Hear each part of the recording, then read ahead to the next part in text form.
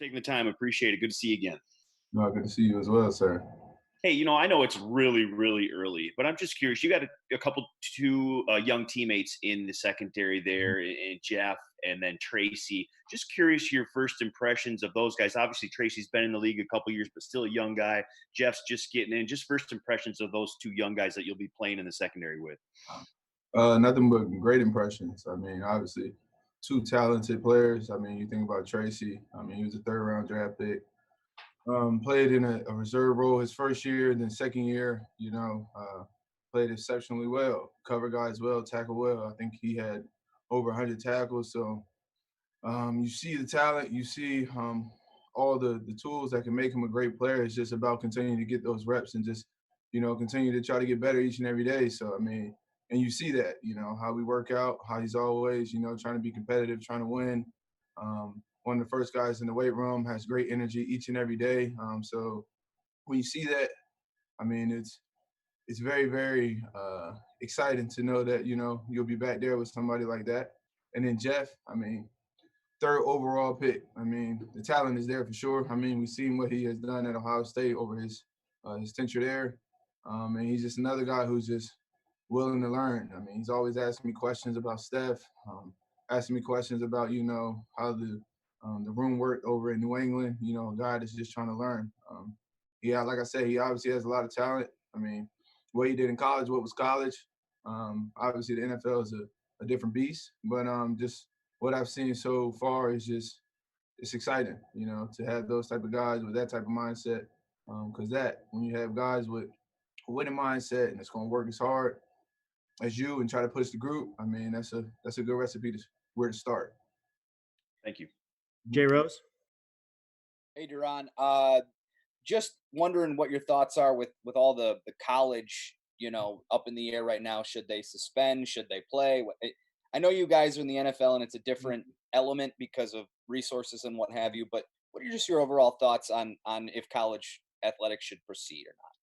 Well, that's a tough, decision to make. I think obviously the people in those higher powers are, doing everything they can to try to have a season, but at the end of the day, if they don't feel it's safe, I mean, they're the ones that's going to be liable for all the football players. 100 plus football players and 50 plus staff, and you don't want guys, spreading that virus, throughout the team. So they have to do what's best for them. Obviously, as a player, if there's a chance for you to play, you always want to play. I mean, that's why we play this game. In college, it's to compete, and they want to compete. It's kind of similar to the situation that I'm having right now, whether to send my oldest to school or not. It's a tough situation, but I'm his father. I'm the higher power for him, so I have to make that decision based off the information I get from our medical staff and the information I get from the school to make the best decision. So those guys have all the resources and knowledge to make that decision. So we just got to leave it up to them. And just a quick follow to that. I mean, we've seen a lot of what the Lions have done and the NFL has done for protocol and safety. I mean, how safe do you feel in your environment in Allen Park? Feel safe. I mean, as safe as I'm going to be anywhere else. I mean, probably more safe here than I am at my own house, just because all the measures that they went to make sure we got plexiglass everywhere when we're eating dinners, plexiglass, or eating lunch is plexiglass in between each seats, plexiglass in between the lockers.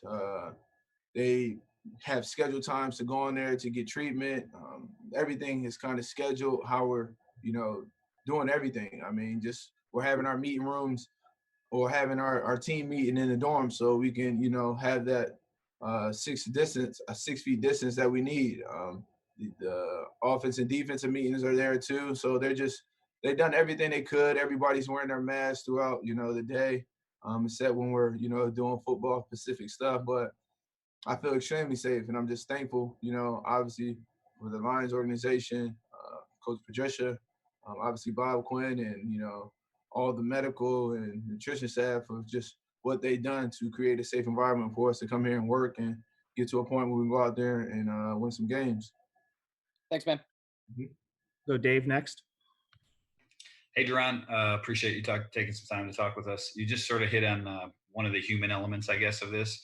What are you doing with your son? Are you sending him to school? And then you do have a newborn at home. Are you, Right. I don't know, how strongly did you consider sitting out this year? You know, I wouldn't say strongly considered. It was a thought. Seeing something that me and my wife had to obviously take into consideration. But you know, talking to the line staff, what they were going to do to keep us safe. Then them also having a meeting with our families, you know, to talk to what they can do to keep us safe. Um, we felt good about where we're at for me going to play football. Obviously, you know, it's still tough. It's a lot of unknown when we talking about, you know, COVID. But me and my wife felt good to, you know, for me to go out there and to compete with the Lions and do everything we can to win. And as far as school, we still haven't made up our mind. You know, this is just an ongoing conversation. Um, we actually have a meeting with the school soon, so it's something that we're going to keep discussing, and probably won't be something that we decide and probably until like you know a day or two before, just to see where we're at, and after we you know ask all the questions for how what the school's procedures will be. Obviously, talking to Dave and the training staff and all the medical, you know, the doctors, get questions from them and see if the schools can answer those questions and how they would keep the kids safe. So it's just we don't know yet. I mean, it's with this virus, you just don't know. It's hard to plan ahead because you just don't know. So we're still taking it day by day. I appreciate that. I think a lot of us are in the same boat. Yeah. One football related question. You were talking about the secondary a little bit earlier. We talk a lot about, I guess, the offensive line gelling and needing time to work together. How about the secondary? You're playing with all new guys, including a rookie. So how long have you found that it typically takes for guys to get on the same page, and how important is that to the success of a secondary? It's an ongoing process. I think the only way you know get on the same page and stay on the same page is just keep working, keep grinding, and obviously, like you said, I mean, I'm new to the secondary. True's new to the secondary. Jeff is new to the secondary, and then we got obviously JK's new to the secondary as well. Tony, Daryl. So we got some new faces in the secondary, and it's gonna take time, But the good thing about this group, that I'm learning and just being around these guys for this last, 2 weeks is that we got a lot of, a lot of grinders. We got a lot of people who's going to put the work in to get to where we need to be a good secondary to where our team can rely on us to, cover, tackle, communicate, and protect the deep part of the field. So it's going to take a while, obviously. Like I said, we got some new guys, some young guys, but we're willing to put the work in. And obviously, we have the same amount of time as, every other, 31 other teams out there. So the more work we put in to prepare and get ready, for our opponents and to get ready just to always be on the same page, the more we can do that, the better we'll be. And the more prepared we'll be for the first week of the NFL season. Thank you. Mhm. We'll do three more. We'll go Rothstein, Justin, then Tim. Hey, Duron, I've got two for you. First, football wise, you faced Stafford a couple of times. What makes him so difficult to prep for? He's a tough quarterback. I think just right then and that word right there, just tough. I mean, we see it all the time.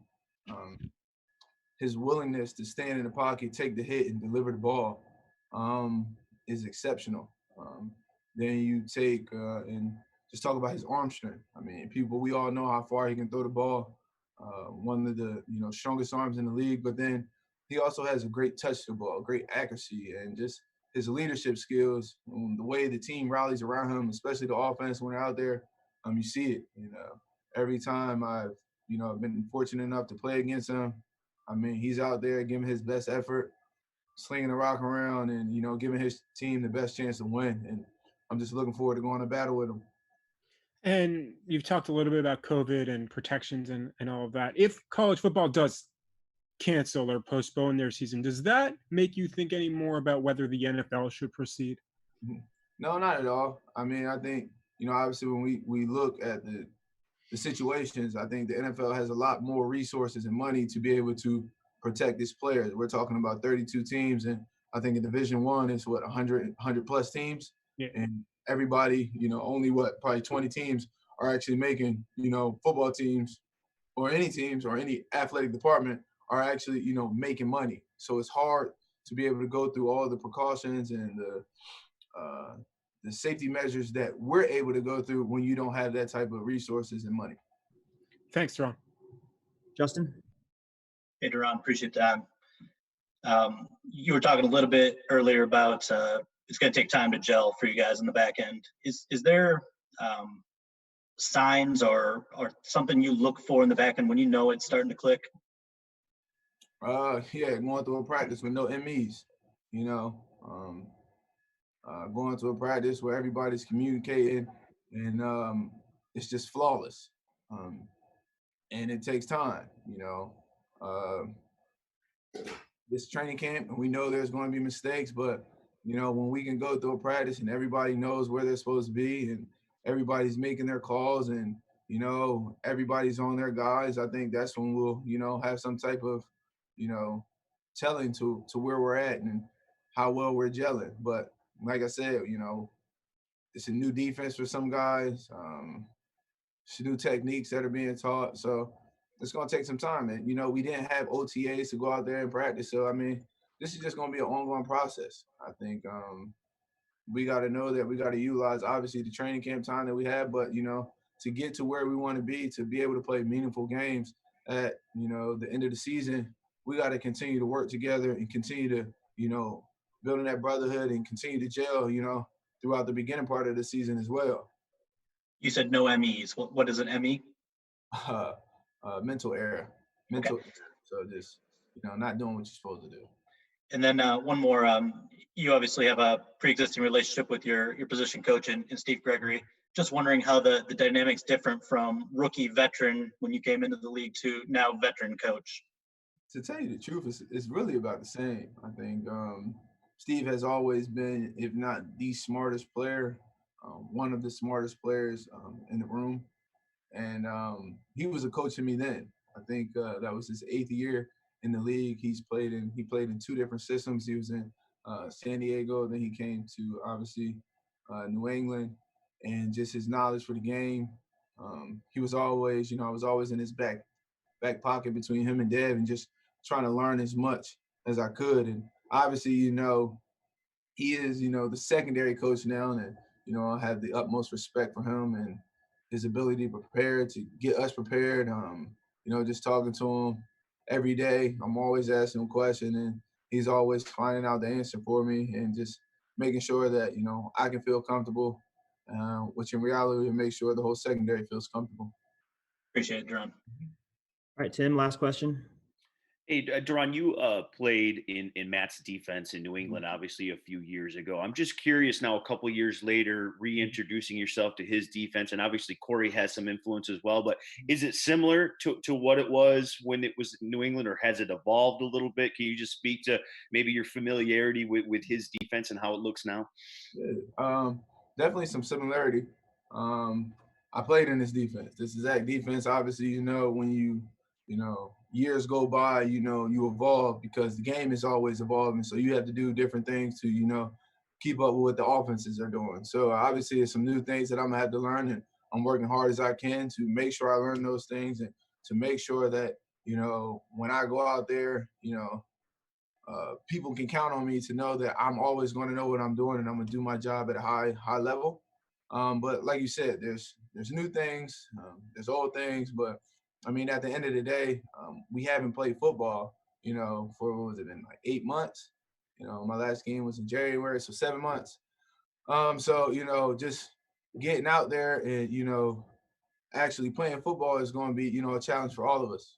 We haven't had the time on the field that we usually have. So, I mean, it's going to be a challenge for all of us to go out there to obviously communicate and play, because, sitting there on the Zoom and saying, like, this is what I do is completely different than being on the field and actually doing it at a high level. So it's going to be a challenge for all of us.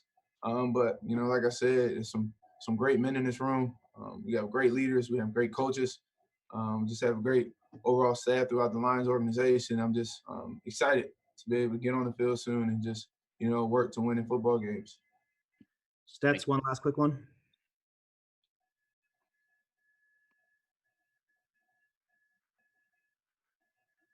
Sorry about that. We talked to you back in June. We talked about the civil unrest in the country, and we talked about racism and how you had to have conversations with your teammates and the team. I'm wondering, since it's been a couple months, if you could speak on the progress and how those talks are going with your teammates and the team. Oh, definitely. Progress is being made. We have a lot of things that, well, not a lot, but we have some things that we're working on as an organization to obviously show our support for, the Black and brown people who are oppressed in this country. And that's one thing that I, enjoy and really love about playing for this organization is, when we got here, those conversations didn't stop. They kept going, and we kept working toward, helping to create change. And I'm excited to where we're headed, football-wise and community-wise. Thank you, Tim. All right, thanks everyone. We'll be back with Matthew Stafford at 1:30. Thanks, Duron.